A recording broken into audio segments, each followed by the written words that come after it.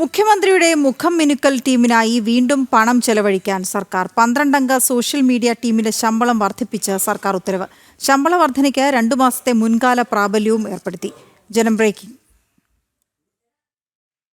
മുഖ്യമന്ത്രിയുടെ നവമാധ്യമ ഇടപെടലുകളും പ്രചാരണവും കൊഴുപ്പിക്കാൻ 2022 മെയ് 16 പ്രത്യേക സോഷ്യൽ മീഡിയ ടീമിനെ രൂപീകരിക്കുന്നത്. PRDയും CDTയും അടക്കമുള്ള ഔദ്യോഗിക സംവിധാനങ്ങൾ ഉള്ളപ്പോഴാണ് കരാർ വ്യവസ്ഥയിൽ പ്രത്യേക സംഘത്തെ നിയോഗിച്ചത്. ടീമിന് ശമ്പളം നൽകാൻ 2025 ഏപ്രിൽ മാസം വരെ സർക്കാർ ചെലവഴിച്ചത് 2,30,62,460 രൂപ. ടീമിന്റെ പ്രവർത്തനങ്ങൾക്ക് ഉപകരണങ്ങൾ വാങ്ങിയ വകയിൽ 3 വർഷത്തിനിടെ 23 ലക്ഷം രൂപയും സർക്കാർ ചെലവഴിച്ചിരുന്നു. ഇതിന് പിന്നാലെയാണ് ശമ്പള വർധനവ്.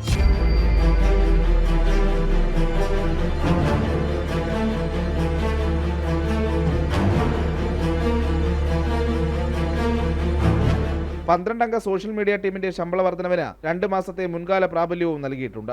മുഖ്യമന്ത്രിയുടെ പ്രത്യേക താൽപര്യപ്രകാരമാണ് സോഷ്യൽ മീഡിയ ടീമിന്റെ ശമ്പളം കൂട്ടിയത്.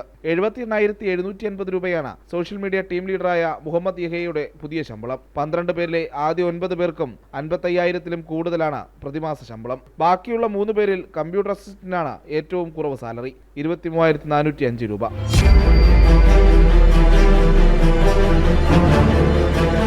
വാർഷികാടിസ്ഥാനത്തിൽ മുഖ്യമന്ത്രിയുടെ സോഷ്യൽ മീഡിയ ടീമിന് ശമ്പളം നൽകാൻ സർക്കാർ ചെലവഴിക്കേണ്ടത് 93,56,460 രൂപ. രണ്ടാം പിണറായി സർക്കാർ അധികാരത്തിൽ വന്ന ശേഷം മുഖ്യമന്ത്രിയുടെ മുഖമുള്ള ഹോർഡിങ്ങുകളും മറ്റും സ്ഥാപിക്കാൻ 6.5 കോടി രൂപ ചെലവഴിച്ചതും നവമാധ്യമ പരസ്യങ്ങൾക്കും മറ്റുമായി കോടികൾ ചെലവഴിക്കുന്നതിന്റെ കണക്കുകളും ജനം TV വെളിച്ചത്ത് കൊണ്ടുവന്നിരുന്നു. പ്രജിത് മോഹനൻ, ജനം, തിരുവനന്തപുരം.